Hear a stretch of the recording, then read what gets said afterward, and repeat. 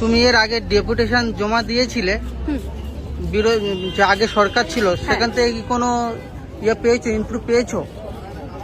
আমরা এই নিয়ে মানে আগের সরকারের কাছে প্রায় 6 থেকে 7 বার আমরা ডেপুটেশন দিয়ে দিয়েছি। বাট সেখানে আমরা যেটা মেইন মানে জানতে পেরেছিলাম যে ওনারা বিভিন্ন এমার্জেন্সি পারপাসে রিক্রুটমেন্ট করাবেন।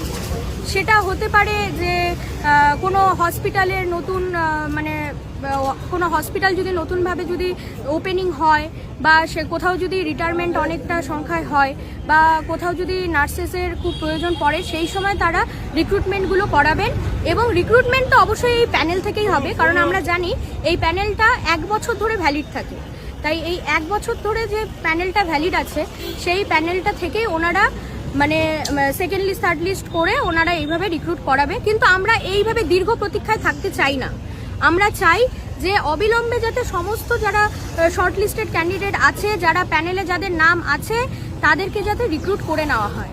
কারণ আমরা অনেক কষ্ট করে আজকে জয়েন্ট এন্ট্রান্সের মতো এক্সাম ক্র্যাক করে 3-4 বছর দীর্ঘ পরিশ্রম করে আমরা নার্সিং পাস আউট করে আমরা সিবিটিতে কোয়ালিফাই করেছি, ইন্টারভিউতে কোয়ালিফাই করেছি, এবং আমাদের নাম আজকে প্যানেল লিস্টে আছে। যখন আমাদের নাম প্যানেল লিস্টে আছে, তাহলে সেই প্যানেলটাকে পুরোপুরিভাবে কেন ক্লিয়ার করা হবে না? আচ্ছা, এই সরকারের কাছে 21 দিন এই সরকারটা এসছে, তোমরা কি এর আগে কোথাও কি ডেপুটেশন জমা দিয়েছো? না, আমরা এই প্রথম এসেছি। সরকার নতুন সরকার গঠন হওয়ার পরে আমরা এই প্রথম নেমেছি, এবং আমরা মানে অসম্ভব আশা নিয়ে প্রথমবার স্বাস্থ্য ভবনের দিকে এগোচ্ছি ডেপুটেশন দেবার জন্য। এই সরকার তো অনেকের দাবি 21 দিনের মধ্যে অনেকের দাবি তো মেনে নিয়েছে, তোমাদের কি আশা যে তোমাদের দাবি মেনে নিতে পারবে? একদম, যেহেতু আমরা দেখেছি এই 21 দিনের মধ্যে যারা যারা এসেছে, তারা মানে যারাই যোগ্য তাদেরকে আজকে নিয়োগ করানো হয়েছে।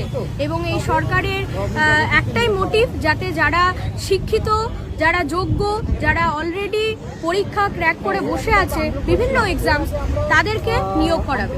তো আমরা এটাই চাই যাতে আমাদের দিকটাও সরকার দেখে এবং নিয়োগ করে। মাথার ঘাম পায়ে ফেলে দিয়ে আমরা রাস্তাতে দাঁড়িয়েছিলাম, কিন্তু আগে যে সরকার ছিল সেই সরকার একবারও এসে খোঁজ নেয়নি, দেখেনি। এবং 6 বার আমরা ডেপুটেশন জমা দিয়েছি, সেই সরকারের আমলে সেই ডেপুটেশন অগ্রাধিকার করা হয়নি। তো এবার যেহেতু নতুন সরকার এসেছে, তাই নতুন সরকারের কাছে আমরা অনেক দাবি নিয়ে এসেছি, যাতে আমাদের এই দাবিটি দেখা হয় এবং অতি দ্রুত শর্টলিস্টেড ক্যান্ডিডেট যারা যারা রয়েছে সকলে যাতে নিয়োগ প্রক্রিয়া করানো হয়। কারণ আমরা এত দূর দূর থেকে এসেছি, কেউ এসেছে জলপাইগুড়ি থেকে, কেউ এসেছে কোচবিহার থেকে, কেউ এসেছে বাঁকুড়া থেকে, দূর দূরান্ত থেকে আমরা ছুটে এসেছি মাত্র একটাই লক্ষ্যে এবং একটাই দাবিতে, যে আমাদের অতি দ্রুত নিয়োগ প্রক্রিয়া করা হয়। কেননা আপনারা সকলেই জানেন যে স্বাস্থ্য ব্যবস্থার যে অবস্থা, আপনারা যদি একটা হসপিটালে যান সেখানে গিয়ে দেখতে পারবেন যে একটা নার্স মিনিমাম 30 থেকে 40টা পেশেন্টকে মেনটেন করছে। এটা কি পসিবল? একটা নার্স কি করে 30 থেকে 40টা পেশেন্টকে মেনটেন করবে? সেটা কোনোদিনও পসিবল না। এক্ষেত্রে কি হচ্ছে, সেক্ষেত্রে পেশেন্টেরও অনেক ভুল ট্রিটমেন্ট হয়ে যাচ্ছে, পেশেন্টের কিন্তু দুর্ঘটনা ঘটে যাচ্ছে। শেষ পর্যন্ত দায়ী কারা হচ্ছে? নার্সিং ক্যান্ডিডেট এবং নার্সিং স্টাফরা। কিন্তু এটা কেন হচ্ছে? এটা হচ্ছে একমাত্র যেহেতু যেই পরিমাণে নার্সিং স্টাফ একটা হসপিটালে থাকা প্রয়োজন, সেই পরিমাণে কিন্তু হসপিটালে নার্সিং স্টাফ নেই। সেই জন্য অতি দ্রুত যাতে যারা শর্টলিস্টেড ক্যান্ডিডেট রয়েছে তাদেরকে নিয়োগ করা হয় এবং নিয়োগ প্রক্রিয়া যাতে সঠিকভাবে করা হয়, এই আমরা সরকারের কাছে দাবি রাখবো। যেহেতু নতুন সরকার এসেছে, তাই তার কাছে আমাদের এটাই রিকোয়েস্ট যে যারা সিবিটি ক্র্যাক করেছে, ইন্টারভিউ ক্র্যাক করেছে, তারপরেও তাদের যেহেতু গভর্নমেন্টে নেওয়া হয়নি, একটাই কারণে যেহেতু ভ্যাকেন্সি খুব কম পরিমাণে ছাড়া হয়েছে। যেহেতু 3 বছর ধরে কোনো ভ্যাকেন্সি ছাড়া হয়নি, তাই অনেক ধরনের কিন্তু ভ্যাকেন্সি খালি রয়ে আছে। 3 বছর মিনিমাম 15 থেকে 20,000 ভ্যাকেন্সি খালি থাকার কথা, কিন্তু এই বছর ভ্যাকেন্সি মাত্র 5 থেকে 6,000 ছেড়েছে। তাই আমরা এইটুকু ভ্যাকেন্সিতে সন্তুষ্ট নই। যারা সিপিটি ক্র্যাক করে, ইন্টারভিউ ক্র্যাক করে শর্টলিস্টেড হয়েছে, তাদের যাতে অতি দ্রুত নিয়োগ করা হয় গভর্নমেন্টের ক্ষেত্রে, এটুকু আমি আশা করব নতুন সরকারের কাছে, এটুকু নিবেদন রাখছি। আমার নাম পঙ্কজ দাস। যারা লাস্ট রিক্রুটমেন্টে সবাই পাস করেছে, সিবিটিতে কোয়ালিফাই করেছে এবং ইন্টারভিউতে কোয়ালিফাই করেছে, যাদের প্যানেলে নাম আছে কিন্তু নিয়োগ হয়, আমরা আজকে তারাই রাস্তায় নেমেছি এবং স্বাস্থ্য ভবনে ডেপুটেশন দেওয়ার জন্য আমরা একত্রিত হয়েছি। আমরা শান্তিপূর্ণভাবে অবস্থান করব এবং সরকারের কাছে আশা রাখব যে তারা আমাদের দিকটা দেখবে এবং আমাদের নিয়োগ সঠিকভাবে করবে।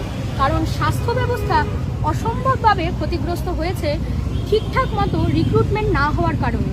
তাই এখন নিয়োগটা সবার আগে দরকার স্বাস্থ্য ব্যবস্থাকে উন্নত করার জন্য। তাই আমরা চাইব যখন এই প্রশাসন, এই নতুন সরকার স্বাস্থ্য ব্যবস্থাকে উন্নত করার জন্য উঠে পড়ে লেগেছে, তখন তারা নিয়োগের দিকটাও দেখবেন, কারণ প্রত্যেকটা হসপিটালে যদি সঠিক পরিমাণে নার্স বা ডাক্তাররা না থাকে তাহলে সাধারণ মানুষের মানে স্বাস্থ্য ব্যবস্থা পেতে অসুবিধেই হবে। তাই আমরা চাইব নিয়োগটা যাতে সম্পূর্ণভাবে করা হয় এবং স্বাস্থ্য ব্যবস্থাকে যাতে উন্নতির দিকে নিয়ে যাওয়া হয়। আজকে আমরা কতজন এসেছি? আমরা আজকে অলমোস্ট প্রায় অল ওভার ওয়েস্ট বেঙ্গল থেকে 200 জনের কাছাকাছি এসেছি এবং আরও কিছুজন আছে যারা অন দ্য ওয়ে আছে, তারা এসে উপস্থিত হবে আমাদের মাঝে খুব তাড়াতাড়ি। তাহলে সংখ্যাটা একটু বাড়বে এবং 300-400-র কাছে হবে। আমরা যেহেতু নতুন সরকারের কাছে আশাবাদী, তাই আমরা খুব একটা জনসংখ্যায় নামিনি। আমরা চেয়েছি যে আগে আমরা অল্প কিছুজন মিলেই ডেপুটেশনটা দেব এবং আশা করছি সেই ডেপুটেশনটা দেওয়ার পরেই সেটা সফল হবে। আমাদের সবাইকে একসাথে নামার দরকার পড়বে না, কারণ এই সরকার ন্যায্যদের অধিকার দিতে জানে। যারা ন্যায্য যোগ্য প্রার্থী, সেই যোগ্য প্রার্থীদেরকে অবশ্যই তারা নিয়োগ করাবে, এই আশা নিয়েই আমরা আজকে নেমেছি রাস্তায়। মামলার নামটা শুভশ্রী দত্ত রায়, কোচবিহার থেকে ওয়েস্ট বেঙ্গল। তার মানে তুমি বলছো আন্দোলন করবে না? না, আমাদের আন্দোলন হবে না, কারণ আমরা জানি এই সরকার আমাদেরকে, আমরা যেহেতু যোগ্য প্রার্থী তাই আমাদেরকে সঠিকভাবে নিয়োগ তারা করবে। তাই আমরা সরকারের কাছে আশা রেখেই আমরা স্বাস্থ্য ভবনে ডেপুটেশন দিতে যাচ্ছি এবং আমরা জানি যে আমরা পজিটিভ রিপ্লাই তাদের কাছ থেকে পাবো এবং সেই রিপ্লাইটা কি হচ্ছে সেটা আমরা অবশ্যই আপনাদের সাথে ডিসকাস করব। আমরা চাই যে আমরা যারা যারা প্রায় হয়তোবা 6500-এর কাছে আমরা আছি, যারা যারা সিবিটিতে ক্র্যাক করেছি কিন্তু নিয়োগ এখনো হয়নি, কারণ পূর্ববর্তী সরকার আমাদেরকে নিয়োগের নামে শুধু প্রহসনই করে গেছে।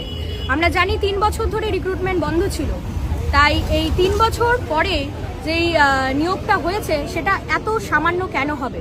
যেখানে ব্যাপারটা স্বাস্থ্য নিয়ে, সেখানে দুর্নীতি কেন? এটাই হচ্ছে আমাদের মূল বক্তব্য এবং আমরা চাই এই সরকার যেন আমাদের দিকটা দেখে এবং আমরা যাতে সবাই সঠিকভাবে যোগ্যতা অনুসারে নিয়োগটা পাই, সেটা যেন সরকার দেখে। পশ্চিমবঙ্গে হেলথ সেক্টরে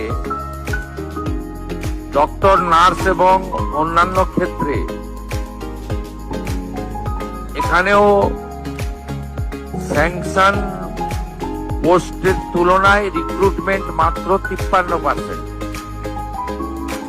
এটাও আমরা দ্রুততার সঙ্গে আগামী 3 মাসের মধ্যে রিক্রুটমেন্ট পলিসিতে স্বচ্ছতা এনে আমরা মাত্র 53% অ্যাচিভমেন্ট আছে, এটাও জাতীয় গড়ের থেকে অনেক নিচে, যেখানে 98% প্রায় জাতীয় গড়। পশ্চিমবঙ্গে এই হেলথ সেক্টরে রিক্রুটমেন্ট বিভিন্ন সেন্ট্রাল প্রজেক্টে, সেন্ট্রাল মানে স্পন্সর প্রজেক্ট বা আমাদের স্টেট সেন্ট্রালের যৌথ প্রজেক্টে 53% মাত্র হয়েছে, সেটাও আমরা কথা বলেছি।